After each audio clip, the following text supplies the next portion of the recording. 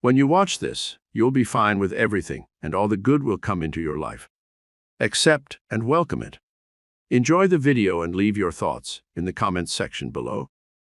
Yeah, in the beginning, it takes a lot because it takes a lot of energy and awareness to stay conscious and not go unconscious. But if you're persistent and you're determined and you're sincere, you begin to figure it out. You begin to say, I am not going to give my power away to that person or that circumstance when I can use it to heal or to create a new future. And so people then won't excuse themselves and say, I had a hard day yesterday, I had a fight with my coworker or my ex, and I don't feel like doing the work. Well, that's the time to get back on the horse. Yeah. Because it's all of those times that we self-correct. Those are the most valuable moments to us. People who've had profoundly transcendental experiences where we say, got lit up, they connected, and their brain goes into very, very high coherent states and super gamma patterns that are way outside of normal, and they have a transcendental download or connection that's mystical. They look back at their entire life. They don't want to change one thing in their past because it got them to that moment. That's the moment the past no longer exists. Now, by the same means, they look back at their past and they see all those tough moments where they overcame themselves and they fall in love with that person. They don't look at the good meditations or the things that went well. They know that it was those moments that got them to this moment. And I think then that's when they begin to understand that all of the hard work, all the effort in who we become makes, no one can take that away from us. So then once we arrive at that level and we experience whatever the dream is or whatever we create, the next thing is do it until you fully enjoy it. And then when it gets boring or predictable, let's go again. Let's do something else. Yeah. And I think that's evolution. We do so many different variations because I think people integrate information differently.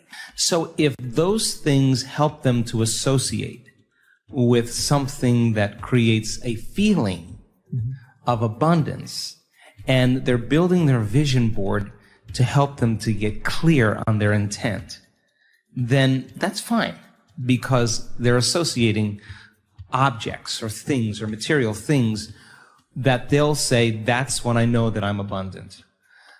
That's fine. Other people will say, look, abundance just means that I have more than I need. And I'm happy with that. And for them, there's a feeling that is associated with that. And when they begin to dream about their future, they may see themselves in a scene or see themselves a certain way. I don't care what it takes for the person to get there, because once they have their abundance, and this happens quite a bit in our work, when you finally have everything you want, there's only one thing you're going to ask yourself: how am I going to contribute to the world? How am I going to make a difference? So we use different tools to help people to get to that point. But if the person's doing the vision board and they're saying, when I get my new car, I get my new house, I get my new relationship, then I'm going to feel so great.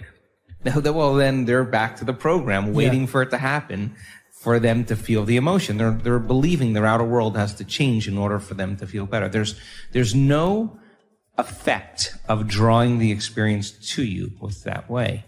So the person has to use those tools to get them into the emotional state for them to feel like it's already happened. Now think about this.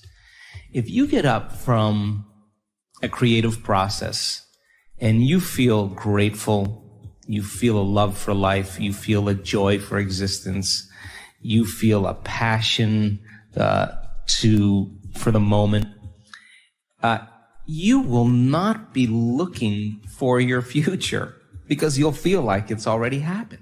It's the moment that we start feeling those self-limiting emotions that we feel separation, and then we start looking for it again. Well, then, if you're waiting, you're not creating, you're in separation again. So then, whatever it takes for you to move into a state of being. And what is a state of being?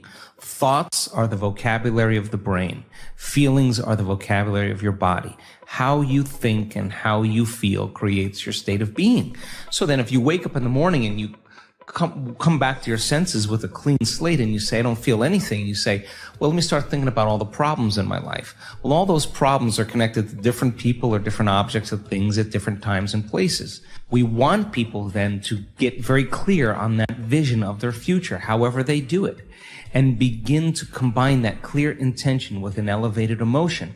And the stronger the emotion they feel from the vision they're creating, the more altered they feel inside of them, the more they're going to pay attention to the pictures in their mind. And now they're remembering their future. And biologically, it's exactly the same as remembering your past. In fact, if you're not being defined by a vision in the future, it means you're making your past more real than your future. Mm-hmm. You're falling in love with your past. You're more in love with your past than you are with your future. That you're believing in your past more than you're believing in your future. When you get to that moment where you have that feeling, that's your compass, because that feeling is going to drive your behaviors. It's going to drive more of those thoughts. And when you feel that feeling and it's visceral, no person, no thing, no experience will stand in the way between you and that vision. And you will be initiated by the universe into wealth. You will be initiated into health.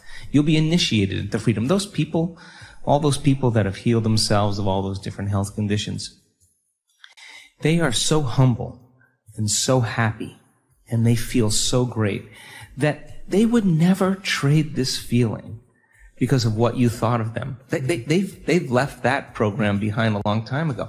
They actually don't care how you think of them. They actually are so happy with themselves that they're no longer dependent on anything outside of them. Now, I think that's a really important moment, because that's the moment we give people permission in our lives to do the same, right? And I think that more and more people are beginning to figure that out as they do this work. And look, I mean, we're in a convenience-based society. I mean, if you lose your internet connection or your cell phone doesn't do what it's supposed to, people get angry. Like, yeah, that's 20 seconds, right? So here you are creating something out of nothing, and you don't have the patience. Yeah. Well, that has to come out, because a very, very masterful person who is abundant had to own impatience. Yeah. So then never make it be about the end result. Make it be about effort.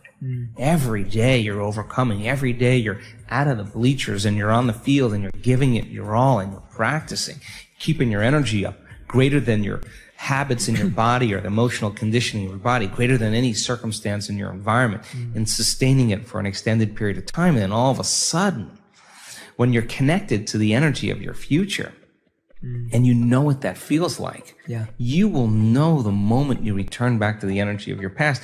I always say, I don't care that you fall off the horse. I just care when you get back on, right? Because some people fall off and then they have to go into guilt and analysis, and they take weeks. And well, you could have just said, I fell off. Let me just get back on and keep going here. So then what does it take to break that energetic field? An energy that's greater than the energy that's holding it together. That's how you separate atoms that become a molecule.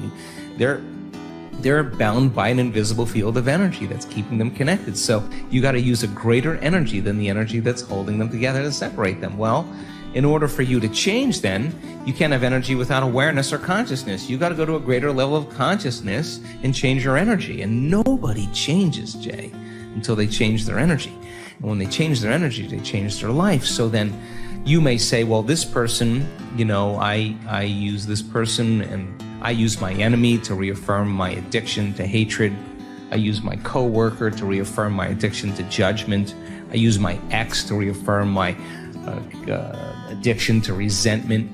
That we have these different people in our lives that we need to remind us of who we think we are. The enemy dies and you find another one. Thank you for stopping by to watch this video.